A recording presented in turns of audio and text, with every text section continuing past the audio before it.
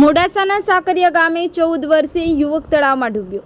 4 બહેનો વચ્ચે એકનો એક ભાઈ અને પિતા વિનાના યુવકની તળાવ ભરકી ગયું।